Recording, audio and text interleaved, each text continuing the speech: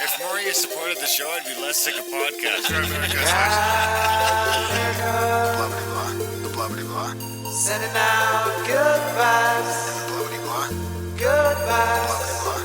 Good vibes. Blah, blah. Good vibes. Good vibes. 108 breaths of deep gratitude and prayers for guidance and protection. And put on a didgeridoo and shamanic drumming track. Shivers or vibrations and stuff like that.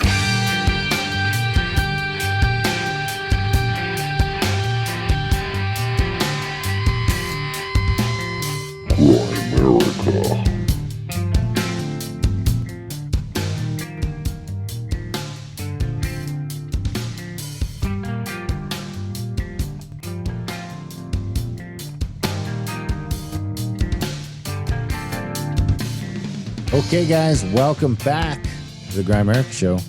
We are going to be chatting with Ronnie Figueroa a little bit later. Fun chat and about recovery and that sort of stuff with old Ronnie. Yeah, it was a blast. It was a blast. You can always skip our...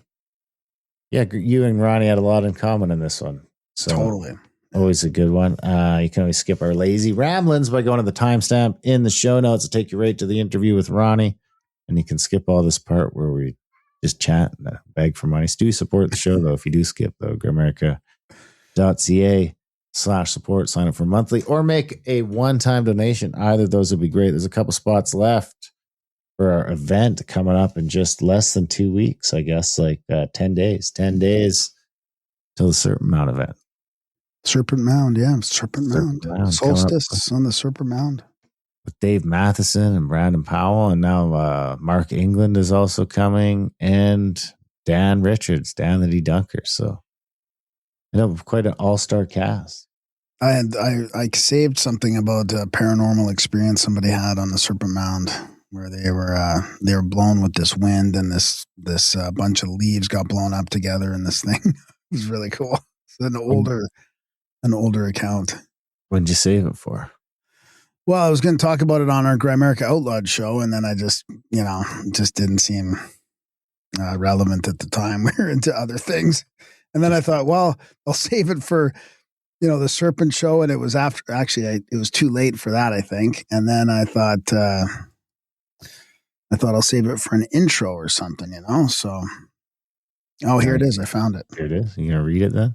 Yeah, let's read it. So, for no apparent reason, Harner suddenly felt a cold, irresistible sense of dread. He felt his hair stand on end. He was paralyzed with terror and felt completely hopeless. He then watched helplessly as piles of leaves began to creep up the hill toward him at the serpent's head. As the piles of leaves got closer to him, they gathered themselves into a larger pile, and they began swirling around him in a hypnotic dance. Harner stood transfixed by the spectacle until some part of his mind cried out that he had a camera in his car and he had to photograph it. He took off running back to his car, but he knew immediately that the spell, whatever it was, had been broken. Then he knew the answer to his question. Special things happen on that hill. They built the mound there because it is a special place. It is a place where the spirit world emerges. That is from Time Life. What year do you think that was from? What year? Yeah. 1957. 87. Oh, I had the 7 right. But it was November 75. November 75? Yeah. That's when it happened? Yeah. He was driving near Locust Grove, Ohio. And he, there's a picture there from 75. It looks really cool. It wasn't far, so he took a detour to go to the mound. For some reason, he couldn't quite get a handle on it. He really wanted to go there, so it was like he was drawn to this place. When he arrived, the museum was closed, out of season, but he started to walk toward the serpent's head. As he walked, he asked himself, why this hill? Why had the ancients built this wonderful effigy on such an inconvenient hill? He reached the serpent's head. There was no wind. No one else was there, and it was peaceful. Until what? Well, he suddenly felt a cold, irresistible sense of dread. Then what happened? Then the thing I read previously happened. What happened? I got a synchro for you. Maybe it's a synchro. Okay. So I've had rear brakes here on my shelf for a while, and I needed to do my front brakes. I knew I needed to do my front brakes. I sort of putting it off. Finally decided to go pick up the parts. Ordered the parts because they didn't have one of the rotors in. I ordered them from Canadian Tire. That took like 3 days, I think. And I was like, I'd ran to town to the city, and I was on my way back from the city heading to Canadian Tire because I called and said the parts were in. I start noticing my brakes are a little bit soft. Then I pull into the Canadian Tire, get the parts, and I go and look, and I notice I'm leaking brake fluid because one of my calipers on my rear brakes is extended too far. So now it's like leaking. So I just thought it was weird that my brakes like literally failed as I pulled. Not failed, like they still work. They're just like, they get looser and looser. I had to come straight home, or I would have had to dump some fluid in them. But on the day I go to get brakes in the parking lot of the place, Canadian Tire, your brakes fail. Yeah, that's a good one. I like it. It's a good one. I've had some creepy ones around here that I can't even say. I don't even want to say publicly. I guess I should probably tell you at some point personally, but yeah, like fucking weird. Like, is it, remember how we used to talk about, are you foreseeing or are you precogging future emotion as a synchronicity, or are you actually making it happen? That kind of discussion has been happening around here about some pretty creepy stuff. So. Creepy stuff? Yeah. Can synchros be creepy? Is it still synchro if it's creepy? I know. That is, I guess, technically deep meaning. So, yeah. I don't like think here's the one that's not creepy, but this kind of builds on it. I went out yesterday morning. I was looking at the tree in our yard, this beautiful tree there, and I noticed these two branches that seemed kind of like bare or like broken off, like stuck up in a weird way. I was like, have those always been like that? Like, has it always been like, did they break? I just kind of had this, like, the one day I had this view and this thought of the tree. There was a windstorm that day and a massive branch broke off the tree, like massive, like this fucking big. It's just leaning up against the tree now, broke off the tree. Man, when that tree, it looks like dead. Not dead, alive. Like it ripped off a live branch. Interesting. They get too big. I had that big tree that, the trees get too big for the prairies sometimes. When I lived on the lake in Chestermere there, that one tree would lose some branches sometimes that were so fucking big. I'd be back there for like fucking 8 hours with the chainsaw bucking them out. It's unbelievable how they just breaks and breaks and grows and still, like, have you heard that when they did the biodome thing, that when they tried to do that biodome where they had all the living stuff inside that dome and they couldn't figure out why the trees weren't growing in there, why they were dying? No. They're like, all the conditions are perfect in here. What do you think was missing? They weren't connected to the ground, to the other trees. Wind. Really? There was no wind. The trees need the wind. Otherwise, they don't get strong enough trunk. Isn't that crazy?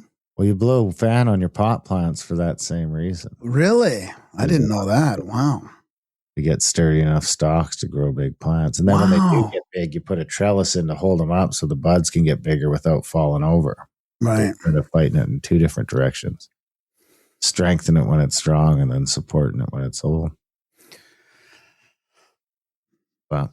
But it makes you realize how much the forest must like lose, because just in the front yard with one tree in the front yard, there's twigs and sticks all over the yard again. I got to rake it up again before I mow it.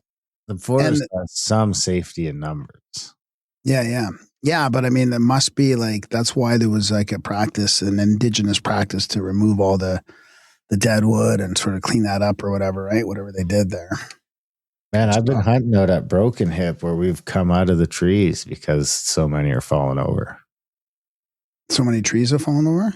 Yeah, well, we've been out there when it's windy, super windy, and you're like walking through the forested part, but then just keep hearing trees falling down. It's like, we better get the fuck out of these. Yeah, that's crazy. Because I don't think you'd ever see it coming, Yeah, by the time you heard it, it would be like on the back of your head. Be on you. Imagine going hunting and getting killed by a fallen tree. Like a tree. Yep. That's why they call them widow makers. Just find your buddy crammed under a fucking tree. Well, I just about got this fucking trailer done. I had to take a day off to do my brakes. Yeah, you go hard on that. I can't believe how far you went on it. You know, when I get into something like that, I just fucking Go for got it. like a one-track mind like that, you know? How was putting the flooring in that? Did you have to take It the was old a flooring fucking out? pain. Did you find the bottom of it, or? No, I just put it over top of the old stuff. If I would have ran it the short way, I feel like it would have been a lot easier. Yeah. But it To looks use it. better the long way. Yeah. But the trailer is not as flat as the floor would hope. Oh, wow. The Really? floor would hope, yeah. Yeah. Well, I got it. I mean, it wasn't bad. It took me probably 3 or 4 hours of flooring in there. I mean, the main thing is just all the cuts. You know, it's like, got to get around this, got to get around that. Yeah. So you're just constantly fucking cutting flooring. But I have all these tools just crammed in my shed. So it's nice to pull everything out for a little while. And then, I mean, I used to just have a job where you just go and do that all day. So for me to just go into the trailer for 8 or 10 hours and just work is, I mean, my body's feeling it. I definitely noticed that like I'm run down after a week of doing it because I'm not used to doing that. But I just like to get it done, especially the trailer, because it's basically the season. You know, it's basically, but when we get back from Serpent Mount, it's camping season. So it'd be nice to just Be able to go away. Yeah. have it done. It's finished. I finished the inside today. So the inside is completely done. I got a few odds and ends to do on the outside. It's cool now because you can get all these new little gadgets, right? Like I was able to get a little 12-volt fan, blow down on the bed, and like little 12-volt charging things to put into the wall too. So you can just fucking plug in a USB to charge your phone. Little things like that. Change all the lights out to LED bulbs so that they're not burning so much power. And then I think all I got left to do is finish up the heater, which is all on the outside. I got the hot water figured out. I had to order a part. I had to use one of my little gator clips to bypass all the sensors till I figured out which sensor wasn't working. Got the hot water sorted. What sensors for what? For the heat? For the hot water tank. What were they sensing? The it's like a safety thing. So if it gets too hot, it shuts off, I think. So yeah. But I got the hot water tank to work without it. So I was able to just order another one of those for like $20. Then I got to check the brakes still. That's the one thing I got left. I already got a brake controller in my truck. So probably this week I'll just pull the tires off and check the brakes, see if I need to. The good thing about them brakes is I was actually, just in case, I already found a thing on Amazon where it'll just fucking give you the whole brake assembly. Here you go. Boom. Just bolt the new one on, and it's only like $210 for all 4 tires. But I'll check them first, see how they are, and then I'll probably do the bearings either way, because I think the bearings, it's like $60 to do the bearings all around. On the trailer tires, on the 4 trailer. Yeah, because you don't want those bearings heating up on you if they're seized up. But all in all, maybe another day's work on it. All outside stuff. The inside is turned over to the wife to do whatever she wants with. Well, we didn't get ours delivered yet, so we'll see tomorrow. I think should arrive. How much work you got to do? Well, I don't know, actually, quite a bit, I guess, like painting for sure. But I think everything else should be working okay. I mean, we might want to just keep the table. I mean, we've only taken a quick look at it, right? Well, we got to put a mattress in. So a new mattress, probably change some of the cupboards and some painting. Maybe we got to figure out what to do with the outside because it's not very nice. I'm leaving my outside all sketchy looking. Oh, yeah? Yeah, I want people to be like, come in and be like, whoa. Because the inside's immaculate now. Yeah. I mean, it's nicer than most campers you could buy. Yeah. You know, it's got real fucking good flooring in it, nice sliding door in it. It's like a nice kitchen table. Very unique look because it's custom. What did you mean by you use the extra doors for the wall? Well, I bought a sliding door. Actually, I didn't even buy it. I got it for free on Facebook Marketplace. For the outside, And, like for the outside or Yeah, the just inside? a bracket that you would put up in the roof so the door will slide back and forth. It like hooks on it and slides back and forth. Okay. But when I went to pick it up, she was like, "We're running out, so we're just leaving it by the garage door." And then when I pulled up to pick it up, there's 3 doors there and 2 tracks to slide. I only needed the 1 door, but I mean, if you look at trailer walls, they're very much like it's like that thin 1/8 board on the outside, and it's not a full stud. So I was looking at framing up a wall there with probably 2x2s and then like 3/8 plywood. Why? Because And you I- took that wall down, or you took that There wall wasn't down? a wall there. Yeah, the Wasn't a wall wasn't there. It was just open right from the whole trailer was open from the bedroom, Okay. and I wanted the wall back up. So I was just going to frame it out with plywood. So this is to separate the bedroom and the rest of the trailer, kind of? Yeah. Oh, I see. Okay. Yeah. That's what I thought I saw in the pic. Yeah. So then I was going to buy all that wood, but then I got those doors and I had 2 extra ones. So I was able to just fucking notch them to fit around everything with They my just stole them, or- saw. No, she left them all for I'm me. just She wanted kidding. me to take everything. Yeah. And I think they were 30 inches each. So I was able to just put 1 full door in there and then rip the other door in half on the table saw, whatever it was. And then that fucking framed out the door, left a 28-inch opening. Then I put the slider in the ceiling, and then the last piece slides open and close to close that space up. Oh, that's great. Oh, it saved me like $100 worth of lumber and a bunch of work. Oh, yeah. Ton of And work. then there's Yeah. no fasteners in it either already. So there's no fasteners. It's just done, and they were a nice wood color, so it doesn't even have to be painted. It just looks like a nice wood finish, kind of matches the floor. Oh, yeah. And the that's flooring I got for free too. I mean, the one caveat was I had to, if I would have found the first place, I would have had enough. I think I had to pay $30 for the second batch of flooring. It was $30 for like 120 square feet of flooring. But the first batch I got for free, there was only 90 square feet. It wasn't enough to do the whole trailer. So I just the whole trailer is one color. Then there's the wall. And then in the bedroom is a different color.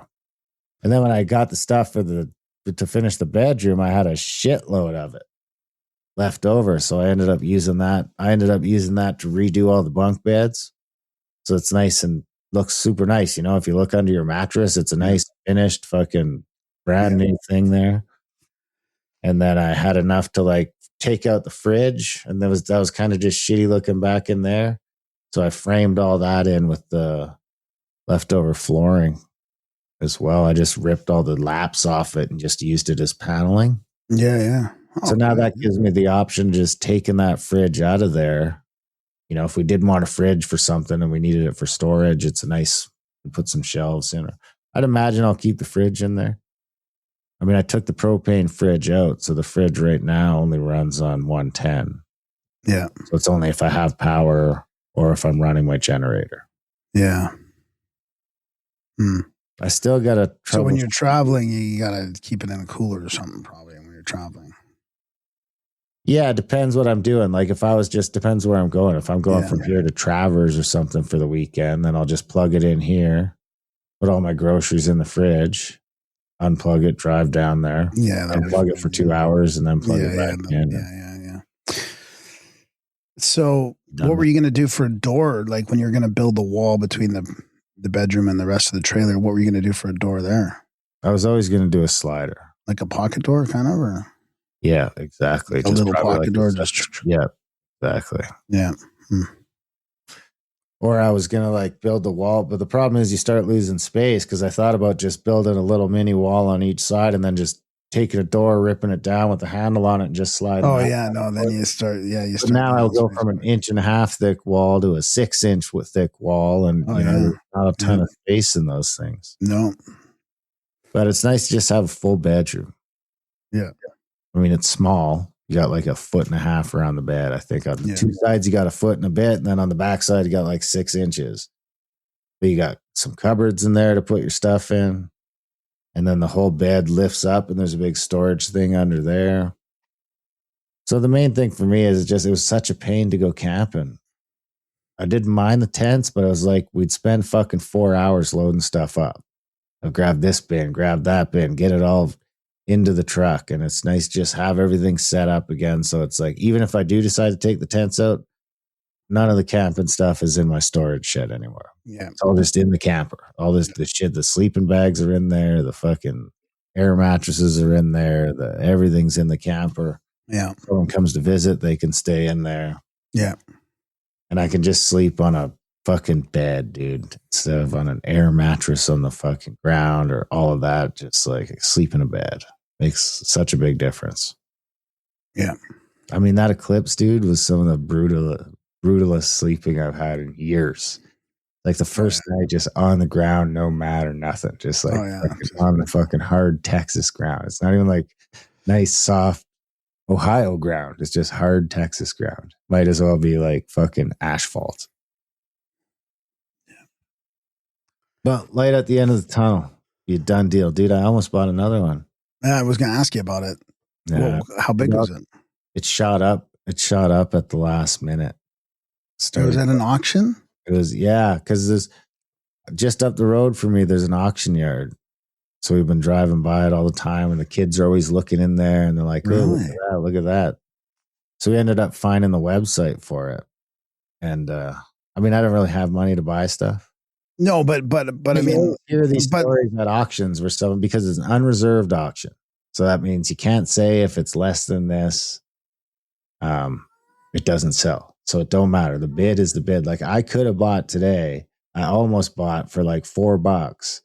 I like, you know, those big, like, they almost look like a big crane boom that you see getting dragged behind trucks in the country. Yeah. Technically, it's an auger. It's like a big pipe with an auger inside it that you put in grain, and it shovels the grain up to put it in the top of the grain bins.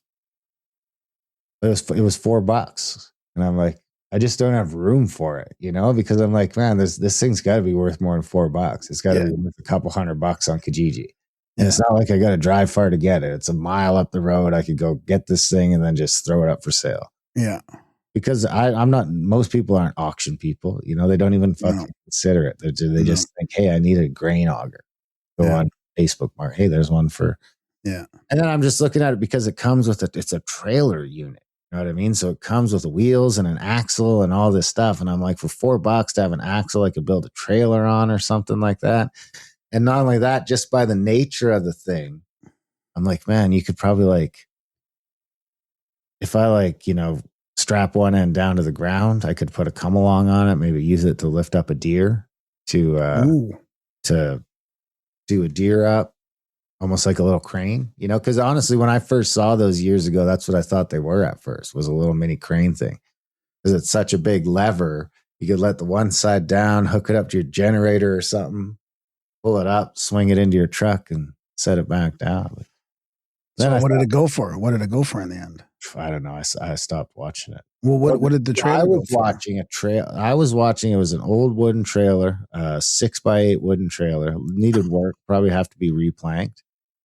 But it had a log splitter. So the trailer was just to hold the log splitter. Technically, they were auctioning off the log splitter, but it came with the trailer. Just a log splitter, like a 2-stroke engine, and it's just got a fucking wheel that spins. So you just like put in a log and it splits it. Don't get your hand in there because it doesn't stop for fucking any reason. But I was like, man, to have that on the farm, to like, because I could run sticks through it, let it chunk them up into smaller pieces. I have all this fucking wood here. And the main thing about that stops me from going and bucking it all up with the saw to stack it up into this splitting wood, man, is a pain in the ass. But if I just had this splitter. Could you sell the wood? I don't think I'd sell it. No, there's not enough to really sell it. But what I like is just have this, like, there's cords around here all over the place. If I'm going camping, go grab it. If power goes out, go grab it. Yeah. And I went on there this morning and there was like an hour and 45 minutes left. And it was $35. What? So I'm like, all right. So, and someone had an auto bid set on it. So I bid 35 and like instantly it's like, oh, someone bid 40. So I'm like, man, I bet you they got this maxed out at 100. Okay. So I'm like, I'm going to go to 105. So I charge 75, ding, ding, ding, ding, ding. But as soon as I do 105, it stops. And then I'm like, okay, well, I was kind of like, I don't really need this shit. So that was kind of my limit, you know, as $100 sort of playing around. And then someone outbid me in the last 10 minutes and got it for 120 That's not bad though. Still for a Holy trailer, moly. dude. That trailer's worth fucking $500 all day. And Yeah. if I just go to like Home Depot and buy some pressure treated wood and just like take off all the wood and replank it all, then it's worth fucking $1,500. And I could use a little trailer around. I mean, I wasn't even looking at the log splitter so much. I was like, fuck, $100 for a trailer that I could use as a dump trailer to Well, load. I got a trailer. I got a on. trailer that I could give you. You don't want a trailer? Well, I gotta, not really. I gotta do the lighting and the electrical on it and stuff. Like, That's all easy stuff. Yeah, I'll take it. I mean, I'll send you a picture of it. I got outbid on this one. So, but I was like, for $100 for a log splitter and a trailer, I mean, I'd be fucking crazy not to do it. Even if I only use the trailer as like a quad trailer around here. Yeah, it's just it would Crazy not to do it. Yeah. But, and then I was thinking, you know what? If I would have waited till it was fucking 5 to 12 and done it right then, I probably would have got it. Cause what I figure happened is, buddy just ended up logging in and noticed that I had outbid his auto bidder. Oh. Is that an auto bidder that you can use on the auction site, or is that? Yeah, like I was on the site and it's like I could basically pick a max. So I could say, hey, I'll pay fucking, if this is less than $150, I'll fucking grab it. Yeah. And it'll basically, if someone bids, it'll outbid them by $5 over and over until you get to your limit. Wow. Dude, they had an e-bike on there, brand new in the box for $390. Wow. Those are like $1,300. Yeah, I just don't need an e-bike, and I don't have enough extra money to be like stocking shit up here to sell it on Kijiji. I know, that's the thing. You need to start, working on Kijiji. It's not like you could just, it all takes effort and time. That's the thing. Yeah, exactly. But now it's just like in my phone now, so it's like, because I think they do like one every 3 months or something. But it's for a couple of days. Like there's a bunch of other stuff that closes tomorrow. But I don't really need nothing. But it's almost like, man, this is some fun. Like, dude, there's a fucking truck on there you could have got for $500. I don't know what it needs. I think they have a day but if you're a mechanic, if you're mechanically sound, I mean, why not? I'm really just kind of looking to see, because they had some, like I say, they had that truck camper was $450. And I was like, for $500, I know I can fucking take this thing, and it's right the perfect time of year too, right? I can fucking take this thing for $500, dump another $500 and fucking this and that. If it's electrical, that's all easy. Roof, easy. Dump another 500 into it. I'm not going to go hard like I did on my trailer, because that's my trailer. It doesn't need laminate flooring and all that. But you could dump $500 in it, get it so it's fucking sound with a good roof on it, looks clean when someone looks in it, and that's fucking $2,000. It's just like an easy fucking. How big was it? I think it was an 8 foot. But I mean, that one really shot up, because when I talked to you, it was on for 4 something. By the time it was noon, I think it went for $11.50 or something. Wow, yeah, that makes sense. Holy, yeah. Oh yeah, I can't believe how some of these new trailers, or like newish trailers, are how expensive they are now. It's crazy. Yeah, it's crazy. I mean, to get the one I got for $1,000 is fucking bonkers. I went over to the. There's a new trailer place near me here, and I went over there last summer, and I was looking around, because remember you were looking for a trailer. I was like, oh yeah, well, what can you get for $20,000? Nothing. Like nothing. You got nothing. A little teardrop. They're like 60, 80. I'm like, what? Get a teardrop. Camping is the big business. Oh yeah, fucking campers. Imagine how much fuel gets burnt dragging them things here or there.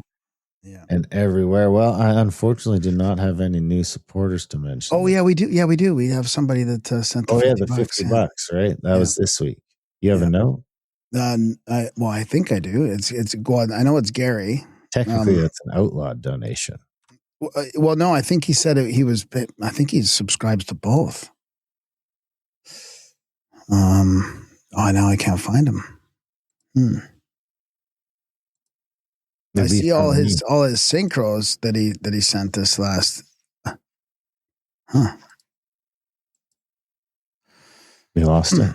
Yeah, I don't have it. Let me see if I can find it. Mm-hmm. Oh, there it is. Oh, you sent it to me. That's why. So he says, hey, Darren, just wanted to send you an extra $50 on top of my monthly support for Outlawed. Between Outlawed and your other show, you've managed to claim the top spots in my podcast lineup, so I figured it was only fair to throw a little extra in the tip jar. I really appreciate the work you guys put into these shows. They make the work day a lot more enjoyable. Keep up the great work. Thanks again, Gary. Well, thanks, Gary. Really appreciate it. I think that I mean, he mentioned this show and he's an Outlaw supporter too, but appreciate you. That'll fit. That'll fit. Tell your friends to sign up for Outlawed. Thank you for the support. I hope you have a good day at work. Don't work too hard. Other than that, I mean, you guys got to get signed up. We need supporters. It's critical. You can also check out Great America Outlawed for other podcasts. Contact at thecabin.com for trips and events. Adultbrain.ca for audiobooks. And simulationmaps.com for all the cool maps. Other than that, I guess we might as well get out of here.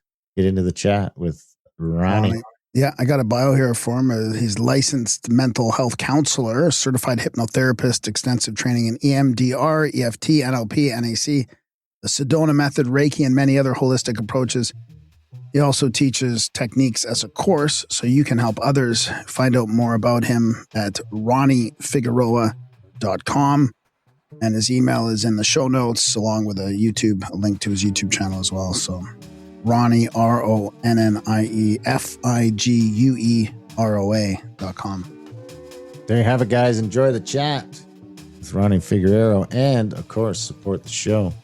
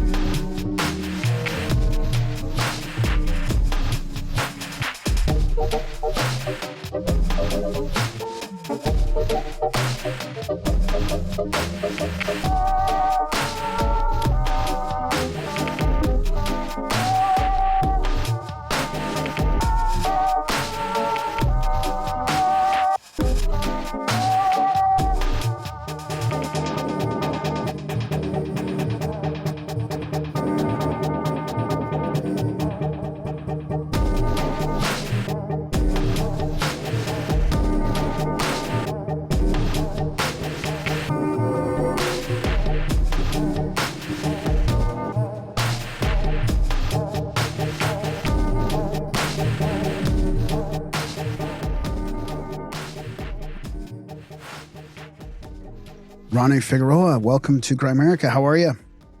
I'm doing well, and thank you so much for having me here. Yeah, this will be exciting. We love these, these personal transformation stories, addiction, help, counseling, all that kind of stuff. You've got 40 years experience helping people, so I'm somewhat kind of surprised we haven't crossed paths yet. I've been through addiction myself, and they come out the other side. So we talk about it a little bit on the show, but and I love how you've got specialization in so many different modalities. We've had shows on, like EMDR and EFT and stuff. So fascinating. But I mean, maybe let's start by just a little bit about yourself, maybe your sort of transformative story, in the beginning, and we can go from there. Sure. Well, let's see. I was a wild teenager. I guess that's nothing new, right? Partying, a mother raised by a single mother in Paterson, New Jersey, really rough area, really rough neighborhood. My stepfather was a bootlegger, so he would bootleg alcohol. He was also, they played numbers and things like that. So they were involved in that kind of thing. So when he would bring his alcohol up to Paterson, he would get it from the South and bring it all up in these big mason jars and whatever. And so I sipped on one. It's this clear liquid, and it's got the mason jar. It's terrible, but then it made me feel good, So we kept doing that, me and my friend, and we did it so much. And I'm about 11 or 12 years old at the time, and we would get high, we would get drunk, and we would use it so much that what we would do at times, because he would sell it to the neighborhood people, is we would replace the alcohol with water so it would stay up there. We did it so much sometimes that it was almost all water. It just freaked him out. So that kind of started that part of the addiction, cycle. I joined the service during the Vietnam War, not to fight. I wasn't into fighting or anything, but I figured, we could be in the CBs and maybe help people, that way. It was a good experience. I'm glad I did it because, we started with the drinking and I was about 18 or so when I joined. And I needed something. I just felt I needed something inside myself, because things just wasn't working out. A lot of insecurities, a lot of all those kind of things are going on. So, I'll rattle on, guys, like this on and on. So yeah, that's okay. Yeah. Just let me know. So after I got out, the service was pretty good for me. I needed it. It helped me to develop like this teamwork kind of mentality and just, joining together and focusing on something outside of the need to have alcohol. So it was good to be in a community setting that way for me. So I got out and, I went back to school. I started going to school and whatever. A lot of other things were going on. I just started to get back to my old friends. And guess what I started doing again? Drinking and smoking too much. And, so we were doing that for a while. And I'm saying to myself, I shouldn't be doing this much. Because even at that point, I knew I was doing it too much with the addictive personality and all that kind of thing. But there was in something, the addiction, the drive, the need for something more that I felt I needed in my life. And I kept searching. And at the time, too, I was searching for other things that would help. I got into psychology. I went back to school for my master's degrees and stuff like that.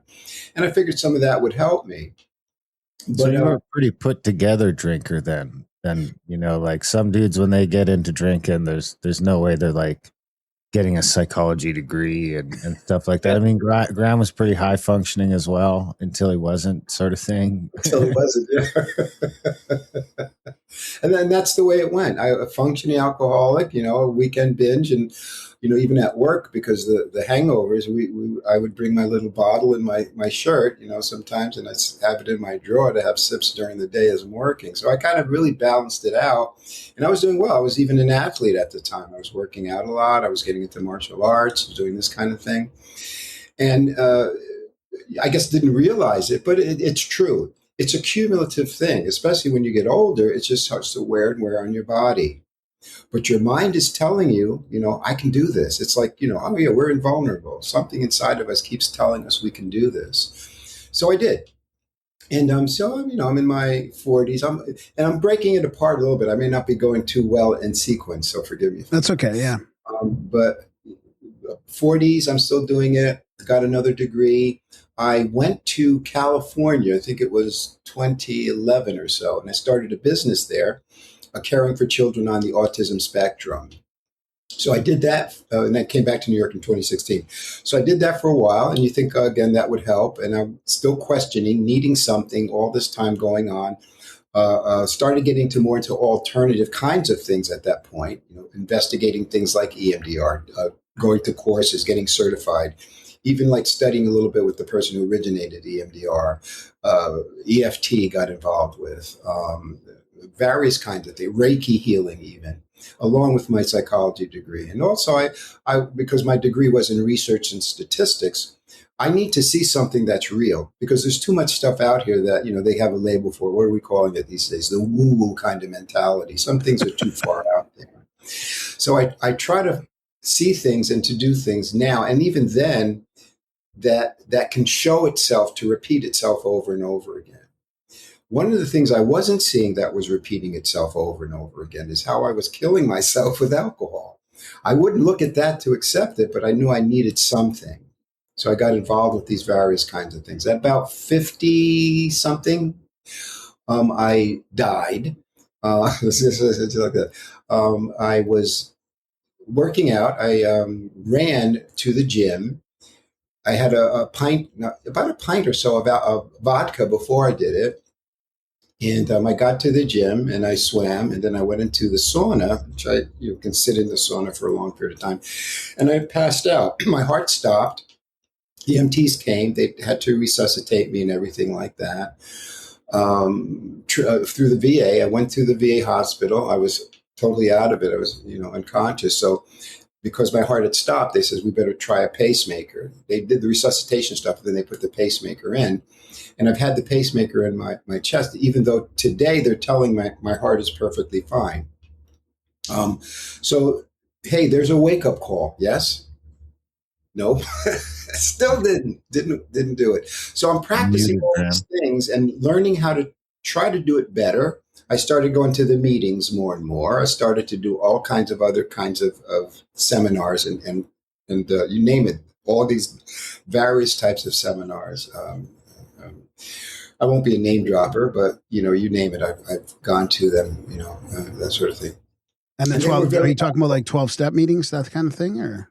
I went through all the 12-step meetings, but I'm talking about other meetings that were geared toward helping a person's, or you heal yourself, whether spiritually or internally. Well, I'll be a name dropper. I've gone to the Tony Robbins. I went to the Gurus. I went through the Joe Dispenzas. I went through all of them. You name them, I've gone through them. I was just watching a Tony Robbins video right before we started the show. No way. Okay, cool, I guess. They were very helpful, but there still wasn't enough because they weren't really demonstrating to me what was really needed deeper down inside of me. So I think there was one time during that, before I came back to New York, where I was like really questioning. Oh yeah, I did hit rock bottom during that time too. With passing out and everything like that. I also developed a diagnosed asthmatic condition. I had with the pacemaker, a diagnosed seizure disorder, and I went on disability for a while because I had hit rock bottom that much. And then I had this business going on at the same time, which I don't know if that was very ethical at the time, to be collecting a disability and having a business too. But I was able to do that to have a business establishing while I was on disability. And I was driving one day and just really distraught, I think, but I'm wanting to get help and still able to function relatively okay. And I went through this bookstore and I was looking at different books because, I was self-help. Self-help was my big thing during that time also. And so I went and I hit this turnstile and a book fell down. And I looked at the book and it said The Power of Now, Eckhart Tolle's book, and it was just there. It was just there. So I picked it up and I'm reading it and I started to read it and I says, maybe this is a sign, because I was into that kind of stuff. And I read it and it really helped me transform something much deeper than anything else had. And I'm not saying it's just the book. And I want people to understand this. It was accumulation of things in my life. Yeah. But it took me because I was too thick-headed all that time. But then again, I do believe this very strongly. Things happen. I don't call it coincidence necessarily. Synchronistic kinds of events do occur. And I think that was one of them. And I needed it. And it happened at the time where I really needed it. And it just kind of woke me up more so than probably most any other thing did. And again, it wasn't just the book. It was an accumulation of stuff I had been doing, but I needed that to get me to go to that next step. Yeah. I'm not being too long-winded here. No, not at all. I mean, I was going to mention Eckhart Tolle when you were talking about Tony Robbins and all, because that was part of my story is Eckhart Tolle. I was trying to... was it the same book? No, it was A New Earth. So I brought The New Earth. I read that one too after. I brought The New Earth to Recovery, and I was reading it in the groups and stuff, and I was quite the geek with it all. But yeah, it was kind of like that the present moment, that whole thing, right? Learning about all that and being aware, and so that was sort of part of my story too. So, and then I was listening to The Power of Now in audio. Back then, I think I listened to it back then. That's what makes all this make sense to me, because even you saying that, to me, that's synchronistic that you said that. And I'm seeing more and more of these kinds of things occur. The more I started to evolve or change, the more I saw these things almost parallel, like these synchronistic events occurring over and over again. Now, we could be brainwashing ourselves and it was just coincidence and we're just looking for everything that's there. But Yeah. they happen so uniquely Yeah. and so much more consistently that it helps me to say, hey, there's something really, really working with this. It's helping me to feel better about myself. It's helping me to do my business better. It's helping me counsel other people better. Yeah. And I'm still changing. Don't get me wrong. You know, I can still lose it just like anybody can. But I'm at a place where I can say now, let me see if I skipped anything I should have said. So that helped. And then I started to see how I could stop drinking and stop smoking more readily. I had tried, we do try, but I couldn't do it. All of a sudden, within that time frame, within shortly after the book and all these other things were going on, I stopped drinking completely. I stopped smoking in a relatively short period of time together. Shortly after that, my lungs are fine now. The seizure disorders went away pretty much completely. And I don't want to, lie about that because I have had a seizure or two along the way. But when I had the diagnosed condition where I was taking medications for all of those things, I would have one at least once a week consistently. I'm talking about tonic-clonic seizures too, to knock down, drag out kinds of ones. And it can be, documented through records. And you're on the medication then, and now you're not. No, none whatsoever. No. Yeah, no, it doesn't even matter if it's real or if the synchros are real or not, because it's the deep meaning that really affects you, and that I think there's something extra powerful about what you said about the power of now and all that, because that was what helped me through addiction. Was once you start watching your thoughts, or once you start being aware that, like, in this present moment, like, I'm not my thoughts, that has to do specifically with cravings and addiction and all that, because then you start realizing, oh, I'm starting to crave this and now, and I'm like, it's my issue was hard drugs as well. So that's kind of what brought me down, was like cocaine. So, you could start playing it all out in your head, which I couldn't really do before I started reading Eckhart. Well, and there you go. And to me, that's like the icing on the cake, the idea of learning how to be genuinely aware of what's going on in your body and seeing yourself, and accepting that, learning to accept it over a period of time. Because there's a lot of, I was going to curse, but maybe I shouldn't do it in the show. There's a lot of stuff inside of us that we don't want to see, or the unconscious mind is causing us not to look at it. Yeah. Because we all have stuff. We all do, Yeah. And so the more I was doing that, especially the aspect of looking at myself and learning how to see me and accept me with all of it and expose me. That's the vulnerability part, that I use in what I call my fourfold way of life. So anyway, from there, moved back to New York in Ulster County, 2016. Was okay, not drinking, not smoking, but still there was this drive of something was missing. And so I just kept looking at other things that I should be doing. These days I realized that I needed, three basic things we all need: sleep, good diet, and a good awareness of ourselves as human beings, right? So I was learning to do that more so, but my diet really sucked and my sleeping habits were still really bad, and I just didn't care that much. And I would stay up very late because I had to do other things to feed my addiction. It wasn't drugs anymore, but then it became binge watching TV and eating junk food. Especially my favorite was like dessert, like Haagen-Dazs. That was my thing. I was like, yeah, it's time for some Haagen-Dazs now.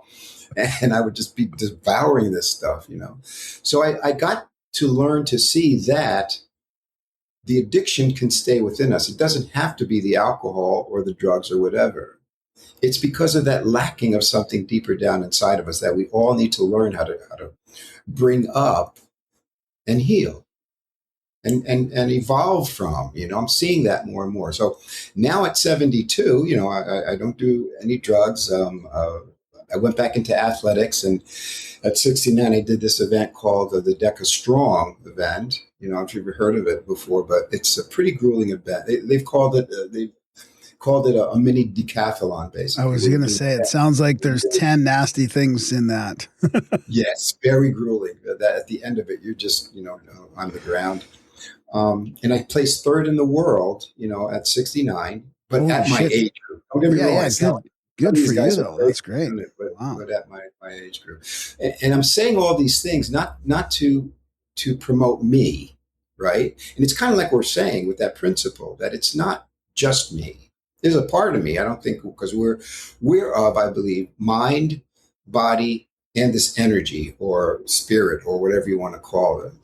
And the more we can come together with all those things, the more we'll heal, and then it's easier to change. So I started doing better, and I met my wife then in 2017, and she was such a good catalyst, right, to help me with the other things that I needed: better sleep, better focus, better diet, because she's a vegan. A vegan, it's called. She's never. I'm not. Don't get me wrong. I love meat. I'm gonna never stop. But she's never drank. She never drank, or she never did any kind of drugs or anything like that.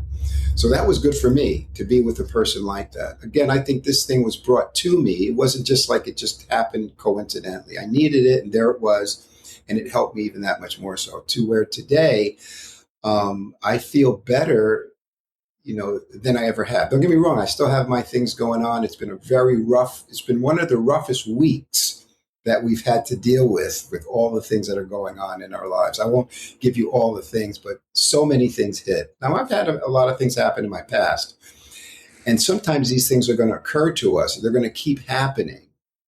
But if we get together with ourselves enough, it's almost like they don't bother me nearly as much. Don't get me wrong. I'm rattled because of the different things that are going on right now. It's a totally different thing, though, isn't it?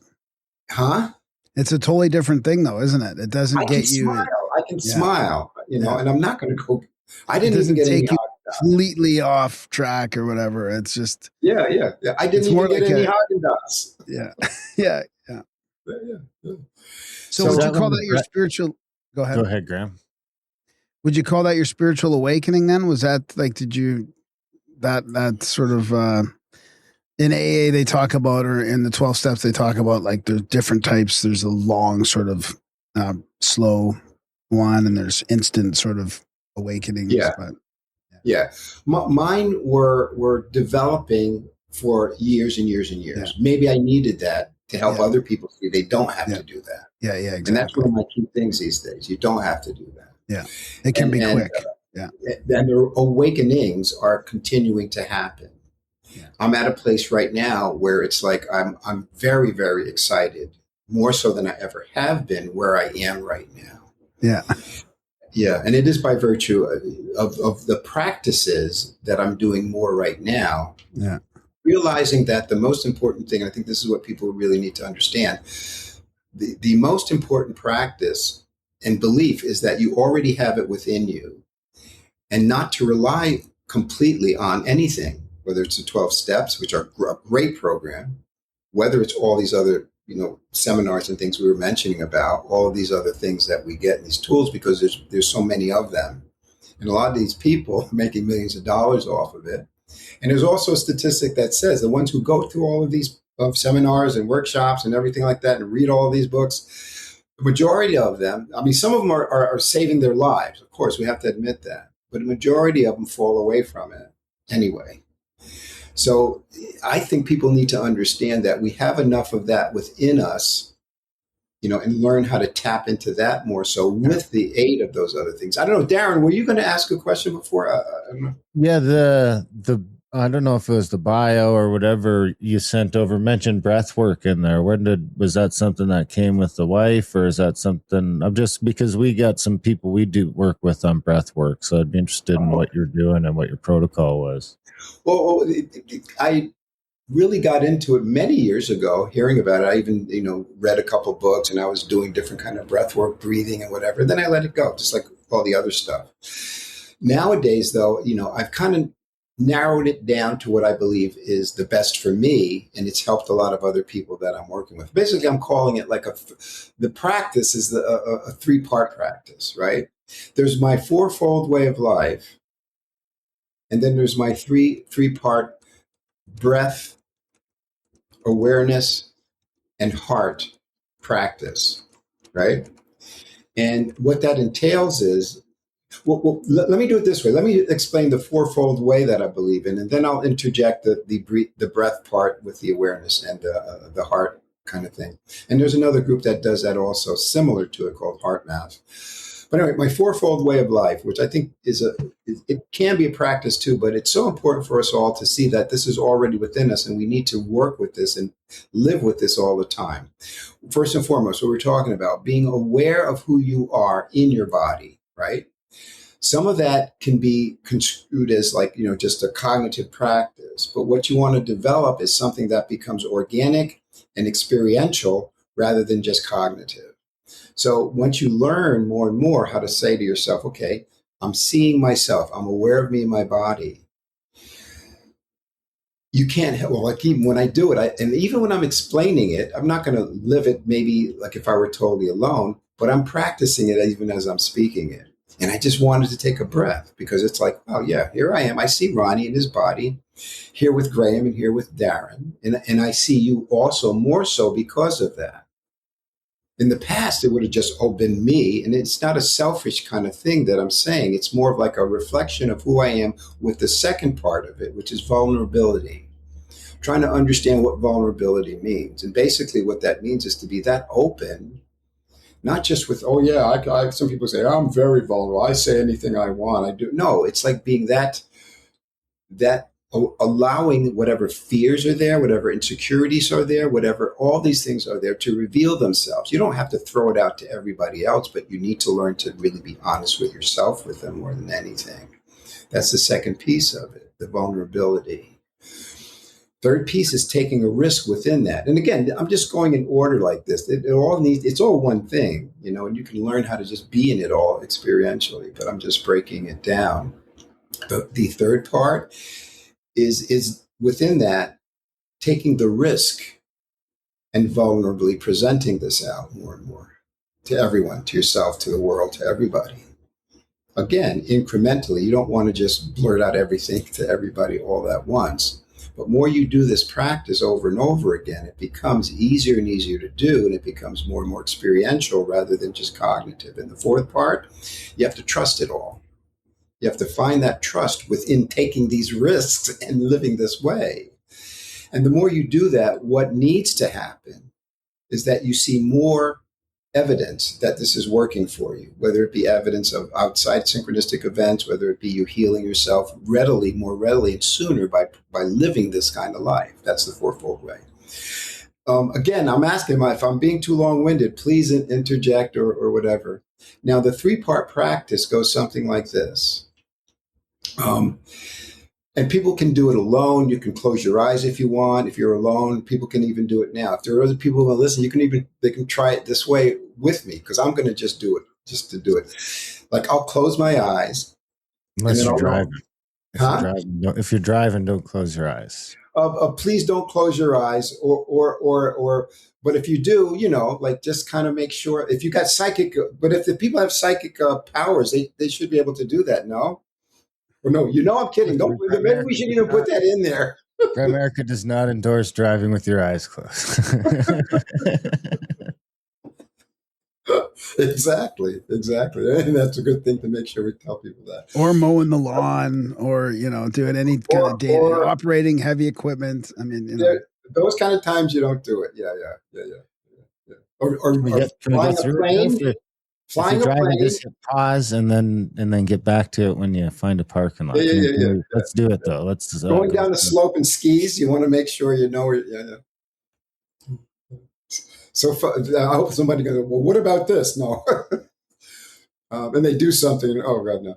If people, if you're alone in your home and you're sitting down and you know you're safe enough to be able to, and you don't have to close your eyes, but to be able to realize that there's three parts that can be very, very effective. And I believe in simplicity. The one is that awareness part of you, again, always holding on to that. The second piece is just basically taking a breath with that issue that you might be dealing with, bringing it to your heart or your soul area, whatever you want to call it, but where you can have some kind of connection. If you don't, just have it almost literally just going to your heart with the in-breath, and then releasing with an out-breath. Not really trying to figure out, how you're doing it, where the in-breath is going, but just practicing that. And just do that several times. Again, here I am. I'm aware of me, taking a breath in, coming to my heart, my source, and just releasing it. You can do it with sound. Sometimes that helps, like that expression. Again, it's like, I'm feeling good already. And it's hard for me to do it while I'm explaining it like this too, but I'm getting the effect of it. There's the breath. Again, but above it all, just keep aware. That awareness aspect is so important. Now, and that's just with issues that you may have, and then you want to release it. Not thinking about where it's going or whatever, because when we expose something, I believe very strongly there is a universal thing that's always here and already within us. It absorbs. It extinguishes itself, right? And what's good too, on top of that, if people want to add a little bit more, it's the idea of doing the opposite of bringing the positive thing in there. Okay, I'm dealing with this issue. Like, what would mine be right now? A little bit anxious because of all these things that are going on, and some of the insecurities that come up. Like, I hope I can sound well on this podcast. And I can breathe all that in. And do we need to find out each and everything? No, it's a feeling. What are you feeling? Because it's all connected. Everything that we're feeling right now for most people, and some research is showing this, all the accumulation of traumas that we've had and the conditionings that we've had and the problems that we have, if we have a trigger now, like my trigger this week or whatever, it's not so much just this trigger, it's an accumulation of all of the triggers. So I don't need to have to figure out, okay, I gotta do the meditation or the 3-part practice for these specific things. It's just for what I'm feeling, because it's an accumulation of all of those feelings. So I'm looking at the feeling itself, accumulation of years of feelings, years of emotion, years of anger, whatever would be coming up because of that trigger. Except that you've been doing all this work. So does that stop the accumulation from happening because you're releasing it on a regular basis or transmuting it? That's Great probably question. why you don't get triggered so much, because there's less like density with the past trauma. It might you be get like, triggered less. You get triggered less because you're relieving it from those things, and that's what I'm finding. My wife even says that. She says, "You've really changed. You don't get as angry as you used to." Yeah. I still do, but not as I used to. And the idea of looking at those 3 parts of usually what it's going to be is very simple. It's going to be either anger, fear, or sadness or suppression, right? And basically we live that way every day with the fight, flight, or hide concept. We all do to some degree, more so than we should. Like, we're not like the animals. It's like, okay, I'm fine, I'm grazing. Oh, here comes the thing. And then they react to it. We live that way all the time to some degree. Some people don't realize how much, because it can be a deep unconscious thing also. Anyway, the positive part would be more like, okay, let's just say I have some fears or anxieties, and I'm relieving those with this practice. I like to breathe when I do that. I can't help it sometimes. And then, okay, so what would be the opposite of fear? It would be, for me, and you have to look inside yourself sometimes, it would be, okay, now I'm going to have more trust. I bring more trust in that same process. I breathe in trust, bring it to my heart, and I just breathe out trust, and I exhale trust. And what that does, it's so cool because you're doing it for yourself, and it's not like just releasing it to the universe. You're saying, I'm putting out trust to the rest of the world. I'm just letting that energy out at the same time. So I hope you see those two things that can go together with it. And it's been very helpful for me. And it's helped a lot of other people that I say. But for me, it's not just those things. A person has to discover their own individuality within any of these kinds of practices, if any of that makes sense. And even as I say these things a lot of times, this is where I like what Eckhart says sometimes. A lot of times, I don't even know if what I'm saying is going to make sense. I'm not thinking about it so cognitively. I'm just letting it come out as it comes out. And I hope it makes sense. Does it make sense, guys? Oh, yeah. Yeah. I mean, this is very, very similar to a spiritual alchemy meditation that I kind of narrated, sort of wrote up from a previous guest in his book and all that. And he was talking about, taking those emotions into the centers of your body and then replacing them with love. And it transmutes that negative energy into positive energy. So it reminds me a lot about that. Very similar. Gotcha. Yeah. Can I ask you guys a question? With it, because I've seen some of your podcast titles and everything like that, and I've gone through a few of them, and there's so much of this really, if you want to call it alternative or just these kind of things. What have you found that works the best for you guys, or what do you think? I don't know if that's a fair question right now, but I just smoke weed. Okay, good. That's a good one. That might be the best. My mom does too, and she's 91 years old. She's never been as happy as she is right now. Yeah. Graham Graham lives a cleaner life than I do. In some ways, I lead a cleaner life than him. But if we could combine it, we'd be living a pretty clean life. Well, that makes sense actually. Yeah. I mean, I like what you're talking about here. I mean, I've tried so much. One of the things was helped me recently was kind of sending out love at night and really trying to not hold resentments to whatever's going on in the world and whatever's happening, even my enemies, that kind of stuff. So almost like a Christ-like forgiveness or love. I was trying that for a while. That seemed to be helping a little bit. But I mean, I just like to try and stay present and positive and look at things from a fascination angle instead of being disappointed with certain things. So that's kind of where my practice is at right now.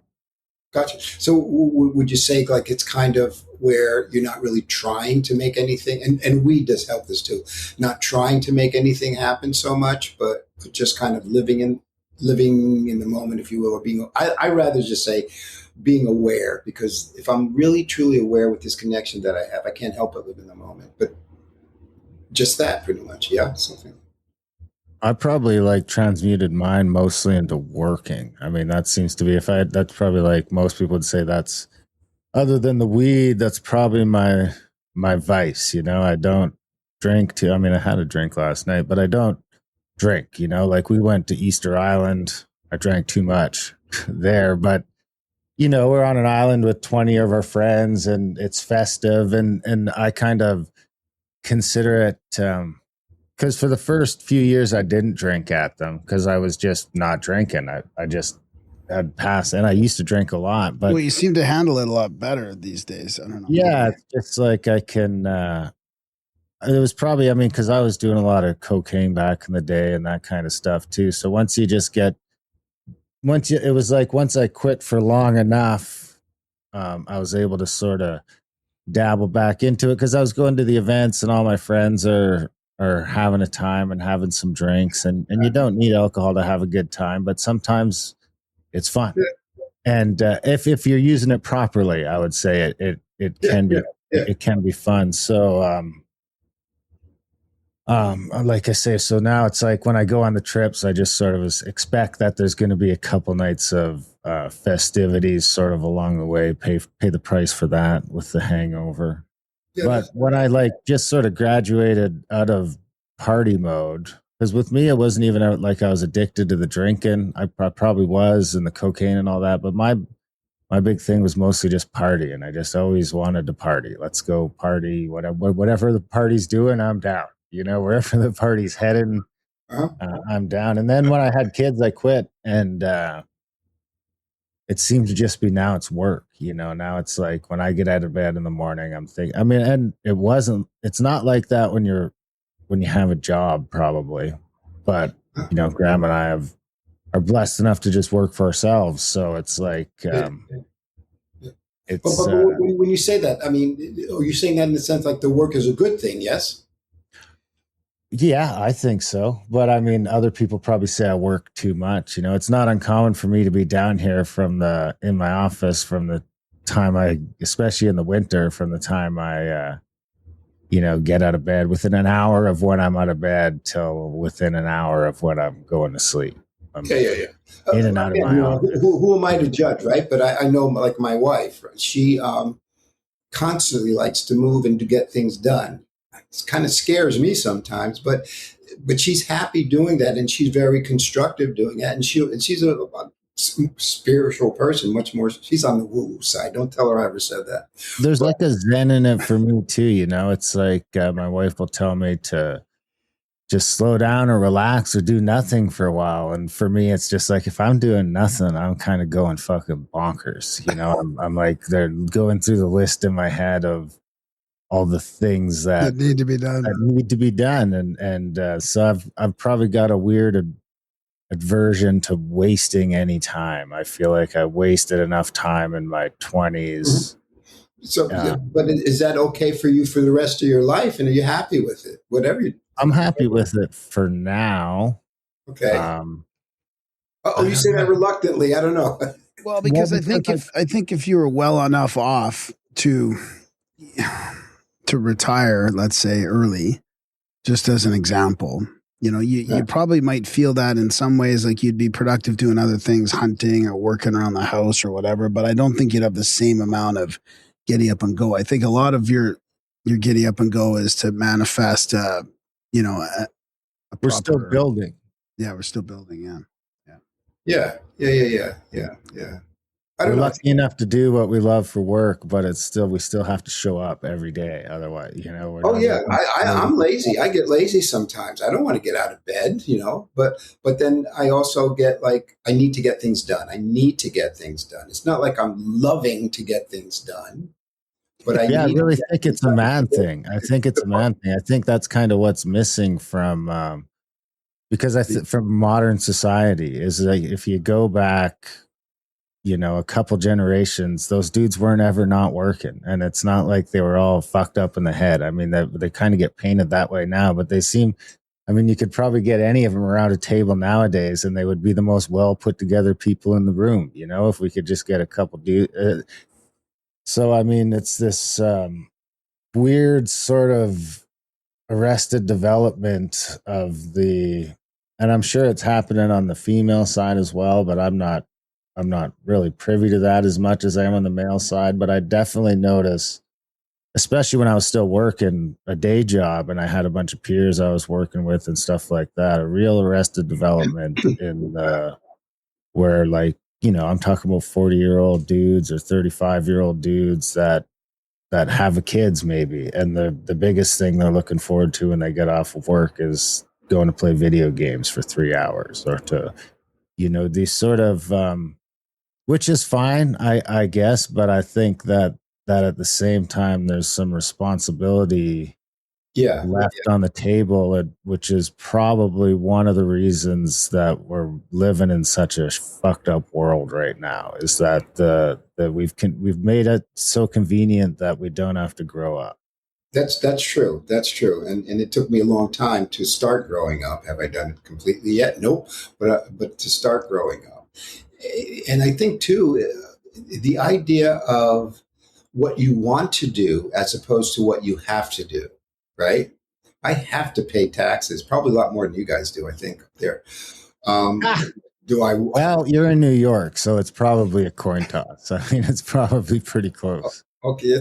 He knows New York. It's not that bad. Yeah. And a few other things. But when I do retire, which I don't know what that means. I hope I never know what that really means. I want to do other constructive things. So I love to work too, right? But I want to be able to, even now, do more of the constructive things that I would rather do instead of some of the things that I have to do. Yeah. Yeah. So that's what I'm hoping will happen more and more in my life, and to me, then I can give more that way, even because that's my thing.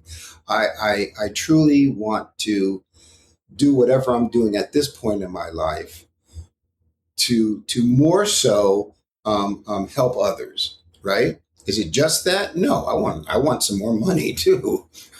I want some more Haagen-Dazs maybe every now and then. But most of it is that for me. Yeah. Did he freeze? Did you freeze, Ronnie? I sure did. Oh, I can still hear you though. That's good. I sure did. Uh-oh. Maybe that's a good part to stop. That's weird how it just stopped that way, huh? Well, I think the rest of the video should still be fine. So now, are you doing this? Is this like an online thing you're doing with your?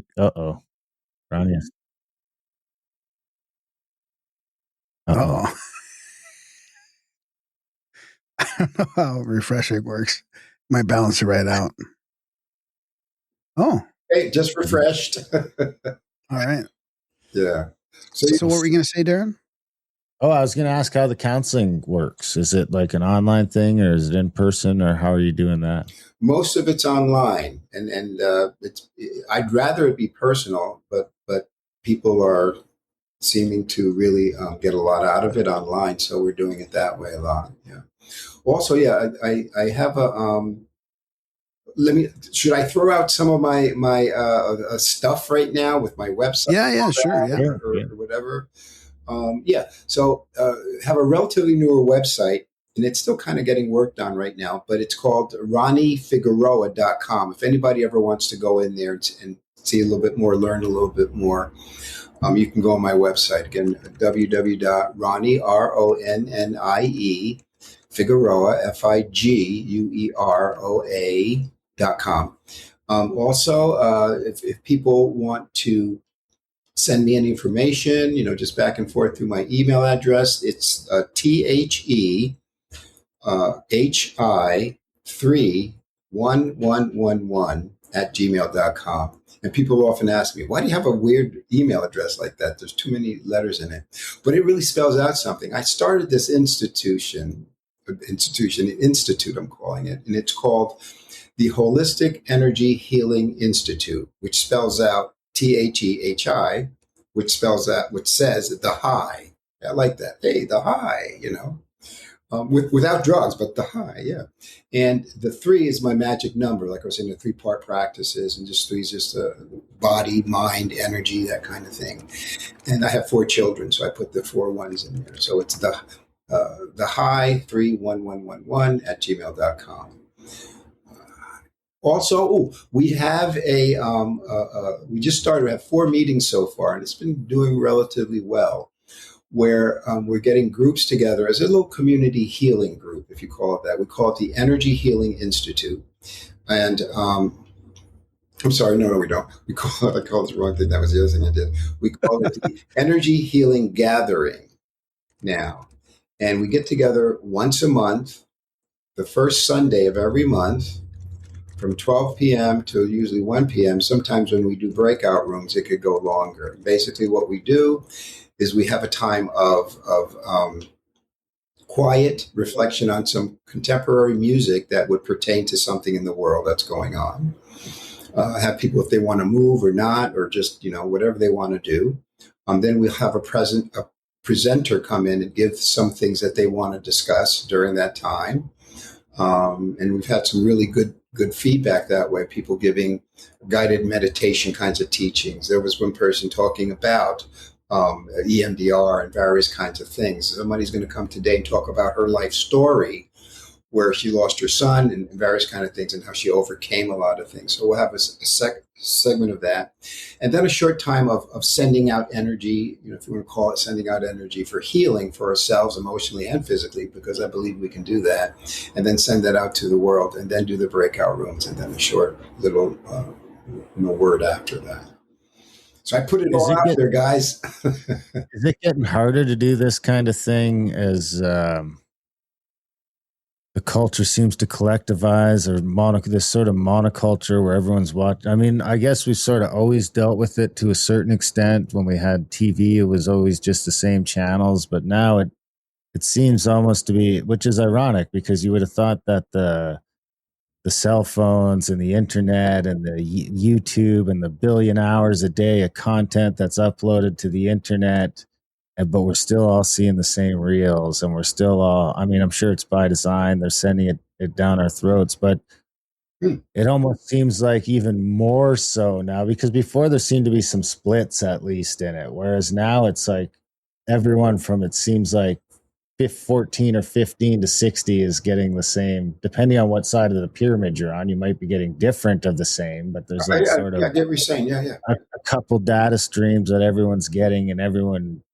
sort of it's sort of this top down thing. And how does that mix with Eckhart Tolle's individualist sort of spirituality thing? I mean, Yeah. it's got to get trickier to find individualism in a world that's more and more mono.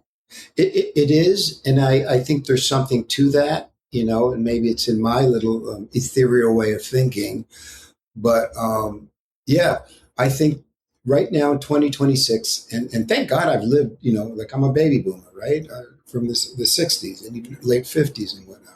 I've seen it all basically, and I think we're at a time right now where there's something generating with COVID, with 9/11, all these things together that's shaking the world. And people are becoming more and more frightened, running to some of these things that you're talking about, Darren, too much now, even more so. But things are like rattling in people right now. So I'm just hoping that there can be some groups, maybe mine could be a more helpful venue for that. But it needs to be something that's really genuine, that actually does change the world. That's what we need. We need a real shakeup. And we're at a good time where that could happen. Or it could go back to the same bullshit. Oops. Or it could go worse. I mean, or it could go worse. Yeah, of course. Yeah. It seems like it's weird to be paying attention and know you're at one of those weird tipping points in history. Yeah. You got to assume there's always been a few people that knew. They're like, oh boy. But most of the culture seems to be ignorant of.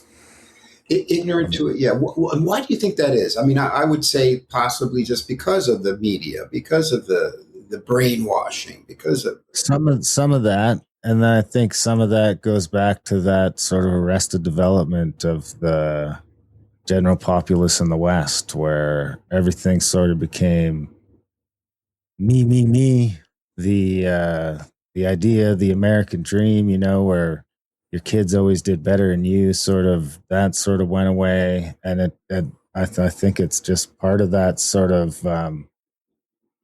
yeah. I don't know if it's a consequence. It might be a consequence of abundance. I mean, that is the real, wow. Yeah. The real problem is it could be just an actual consequence.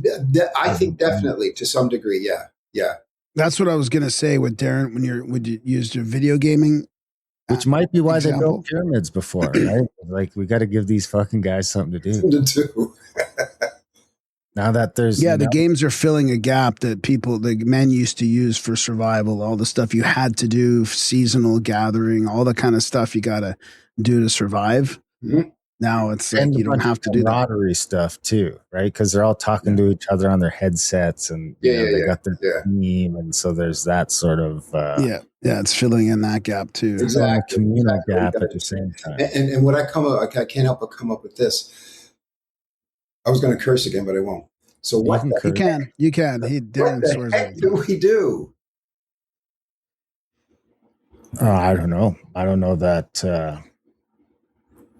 I think you just sort of, you got to think, and I'm not comparing us to these guys at any level, but there was sort of guys that were noticing their culture at the time. The guys like Nietzsche and guys like this that were living through this 100 years ago, what was going on then, and knowing it was fucked. I mean, way more prescient than we are. So I think it seems like you either find a way to ignore it to a certain extent, or you slowly go mad. Yeah, yeah. Uh-oh, I hope I'm not going mad. But one of the things that I think needs to be done collectively for some people, right, like me, is to put yourself out there. I mean, even Nietzsche and a few other people, I can't figure specific names, but it wasn't like they were just sitting around and say, hey, it's all going to fall apart. They were saying, listen to what the F I'm saying. So it was like reaching out that way to create some kind of understanding. So I also think, And I for think me, there's way more people that know today, because those guys existed at a time when the access to information was pretty minute, whereas we've got the internet. Like I do think there's way more people that do realize it than maybe at any. I mean, it's sort of a weird dynamic there where you've got more people that are awake than ever before and more people that are asleep than ever before. exactly. And they found a way to like pit them against each other. Yeah, and that's happening too much too. Where I'm learning, I'm glad you said it like that, because I'm learning, I hope, to incorporate both, to not get angry or frustrated with that other side. It's something that you had even said before, Graham, about learning how to do that. And at the same time, putting myself out there, even if I get, it's almost like putting your head on a chopping block and being willing to put that much more of yourself out there to see change or to help create change. I think it's that important to me. Yeah. Yeah, and You I think mentioned, we were never wired to deal with all of the world's tragedy. There was a time, like if we go back to our grandparents or great grandparents, especially yours, Ronnie, you're a little older than I am, but they never knew what the fuck was going on in Afghanistan, or if there was a train that drove off a bridge in Zimbabwe, or if there was a genocide going on. I mean, I'm not saying that those things are good or don't matter, but when shit went down in your town, you knew about it, and that was probably like a couple tragedies a year. A couple legit tragedies a year. Not now, it's every single day, and it's going to cram it on your feed. Yeah. It's going to show you high def pictures of it, and I think that is part of the problem. Is we were never we haven't evolved to deal with the level of information that's coming. We haven't. We're able to like personify it all. Yeah, and I think that's what we're saying. I hope it's not running out of time, guys, because I'm just having the most wonderful time here. No, it's all good. No, I wanted to just expand on something we touched on briefly, which was the rapidity that healing can happen. Like, do you have any examples of real client stories, of course, without breaching any confidentiality, because I think it's important for people to realize that it doesn't have to take years and years. You don't have to go through this huge, learning curve of years and years. People can heal quickly from stuff. Do you have any examples of that from your practice? Yeah. Well, as my own, I said, what took too long, but the healing of this and that and this and that and those things. So to me, it's a reality that we can do that. And that's good to know. Yeah, exactly. And with the, some of the people that I'm counseling, I counsel all kinds of people, some people who believe in a higher power, or God or spirit, some people who are atheists, but the key part is to learn to believe in something that is already within you more and more. And the more I try to encourage people to see this for themselves, the more I see transformations occurring in their lives in a shorter period of time. One person was anger, not just anger, it was explosive anger, where it was abusive and whatever. And he was going to lose his wife and the children and everything, right? And we just went back to different things, because everything that we do, for the most part, unless there's some neurological damage, which could happen to most of us, are doing these things because of what we've been conditioned by and our traumas from our past. That's pretty much all for most of us. And so what I try to have people to do is look inside yourself and let's work together to reveal this. Now, we're talking about some people who have PTSD. Some, how many are killing themselves every day now? But some of the people coming back from some of the wars and whatever that I've worked with, and when you notice a higher success rate in either of those groups, or a higher or quicker success rate between atheists and people that believe in a higher power? Because I mean, some of these What a great question. Yeah. long-lasting groups wouldn't even let you in if you couldn't. Yeah. Like, you know, the Masons, the Rosicrucians, stuff like that. It's like if you can't admit to a higher power than yourself, then you can't come in. Right. So they've attached some sort of, you know, I would argue that they've identified some sort of precursor in those two differences of people that makes one more fit for the brotherhood than the other. So I'm wondering if I would assume, this guy could be ignorant, but my assumption would be that the people that believe in a higher power have better or faster success. No, I haven't found that. Opposite? No, I haven't found that. I found that, like, just down to earth people. Let me put it that way. If that's an explanation for something, usually respond quicker than the quote spiritual group, especially now in the new age kind of. That's another new word, new agey kind of people. That's what I've found. And I think, again, those down to earth kind of people are men harder because you got to break through that male shell and all that. But people who are willing to just, again, be vulnerable enough, learn to trust within themselves, and me helping them learning to trust me too, because people, everybody I'm working with trusts me to some degree, but trust is one of the biggest problems with all of us. People don't see that, but it's deep down inside of all of us to some degree. And that's where, again, I try to help people learn how to deal with vulnerability, to deal with opening up, to understand what that means. And then we do a lot of guided imagery kind of things, you know, to let them tap into something that's really going on with some of these practices that we were talking about, whatever. And just about everyone. There's a couple of, you know, people who are so stuck in their own ego minds, what I call the selfish part of the ego mind, because we all need an ego, that they won't break through. A lot of that could be because of the traumas and whatever else. But the majority of people that I work with, when I approach it that way, and if I'm not making it clear enough, ask me, you know, more specifically what I mean by this. They open up a little bit more and they'll start to see things. Wow, yeah, I get that. And then to me, that's go, wow, here we go. That's good. And then the next thing comes up. So what are you going to do about it? Because it's good to get something, but what are you practically going to do? That's the behavioral aspect. And so they'll go out and I'll like a life coach thing, I'll go, hey, remember you said that you were going to, not that I want to tell them what to do. You should avoid that in relationships and anything. But you said you want to do this, so did you do it? And then with that, even that makes them, because a lot of times we will fight when people tell us to do something, even because of traumas and conditionings, whatever, especially in westernized societies.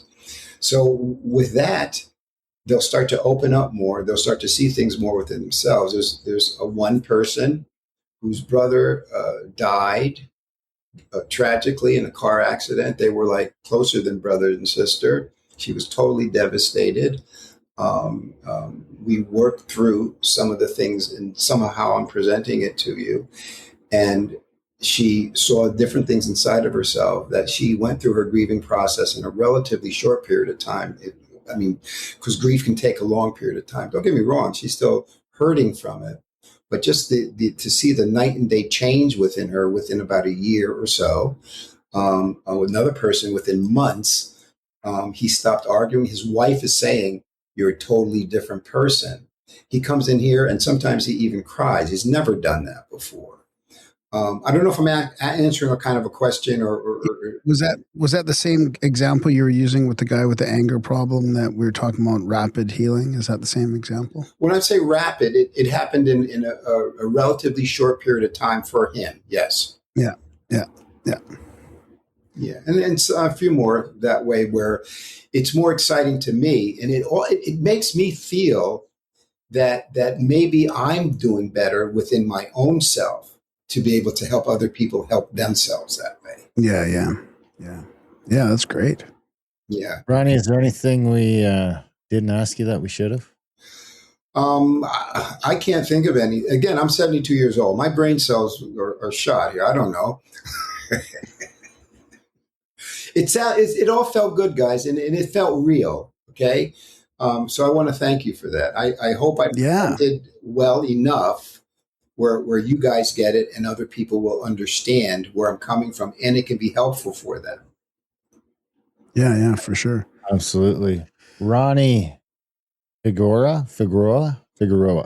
Ronnie Figueroa, this has been great. Can you give us the websites again or any social media where our listeners can track you down if they want to find out more? Okay, well, the social media part, I didn't say this before, but I do have a YouTube channel where I have some very unprofessionally made clips and videos.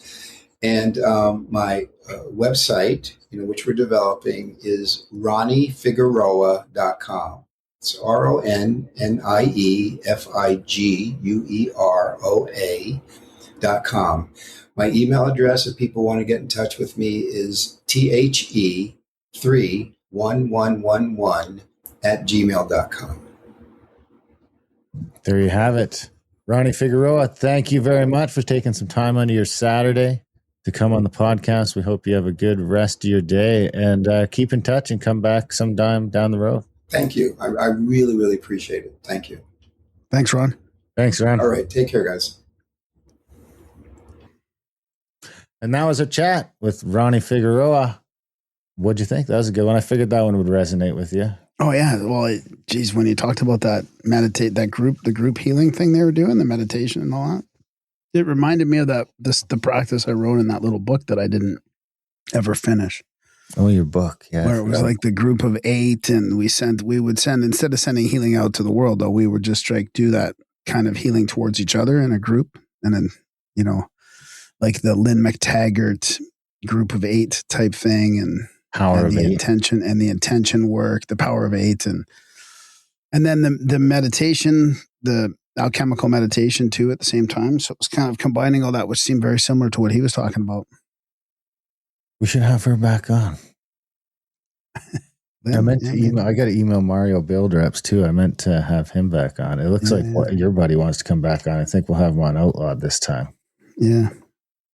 So that should be good. Big thanks to Ronnie for coming on the show. Big thanks to you guys for listening. Even bigger thanks if you do support the show. We don't do ads. We don't do paywalls. We just trust that if you guys are getting some value from the show, you'll send some value back our way over at grimerica.ca/support. Sign up for a monthly or make a one-time donation today. You can also check out contact@thecabin.com for trips and events, Grimerica Outlawed for our other podcast, adultbrain.ca for the audiobooks, simulationmaps.com for all those. I'm still having trouble with the simulation maps. It's just not rolling off the tongue like the other ones do yet. It takes a while. But simulationmaps.com for all those simulation maps we made. Other than that, I love you guys. Thanks for listening, and we will see you next week.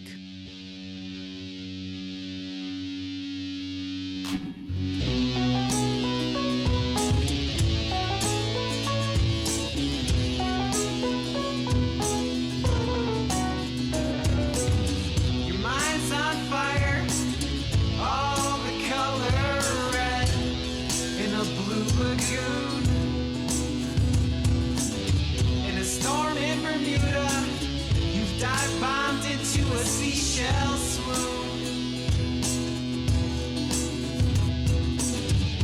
Maybe your easiest dreams make sweet perfume.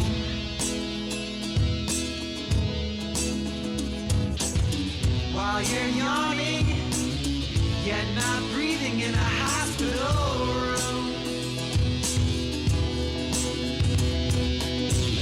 Should I call for help?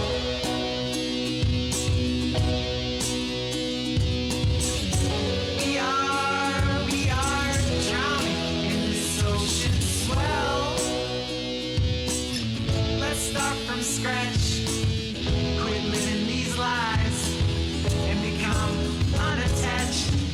The idea of some far-off future is the fuel for your worries. But for God's sakes, time is eternal. Please do not hurry. Please do not fret. Please act now in a way that